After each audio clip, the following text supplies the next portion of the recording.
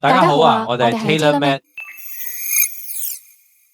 屏幕前嘅各位朋友，大家好啊！係咪一聽到癌症呢兩個字就會特別緊張？好多人對癌症知之甚少，特別係我哋好難區分腫瘤同癌症之間嘅關係，成日都覺得如果有腫瘤就係得咗癌症。今日我哋先去了解呢個基本問題：腫瘤究竟分為邊兩種？良性同惡性又有咩分別呢？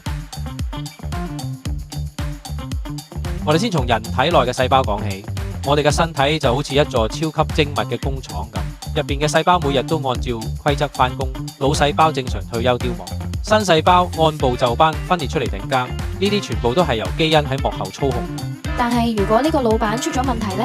不良嘅生活習慣，例如捱夜、食煙、飲酒或者遺傳因素，甚至病毒感染，都可能導致基因突變。一旦基因突變，細胞就唔聽從指令，開始瘋狂分裂同繁殖，堆積形成一嚿，呢個就係我哋講嘅腫瘤啦。但係要注意嘅係，唔係所有腫瘤都係癌症，腫瘤分為良性同惡性，只有惡性腫瘤先係癌症。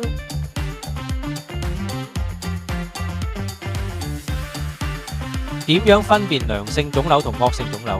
主要睇4個核心差異：生長速度，良性腫瘤生長得特別慢，要花上幾年甚至10年先至大啲啊。但係惡性腫瘤就唔同啦，就好似坐咗火箭咁，幾個月內就會明顯擴大。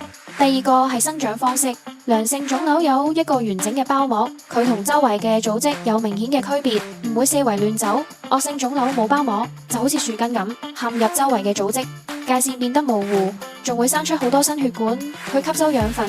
第三個係轉移能力，良性腫瘤特別安分，留喺自己生長嘅地方，唔會走到去身體其他部位。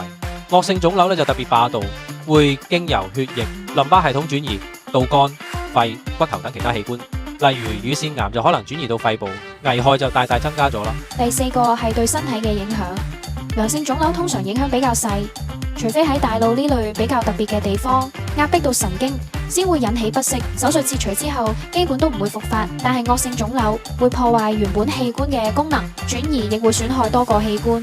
如果唔及時治療，會慢慢損耗你嘅身體，嚴重威脅到生命。常見嘅良性腫瘤有幾多？譬如結腸息肉啦、乳腺纖維瘤啦、皮下脂肪瘤，仲有子宮肌瘤、肝血管瘤呢啲，質地摸上去比較軟，邊界都好清晰，仲可以按得喐，一般唔使太擔心嘅。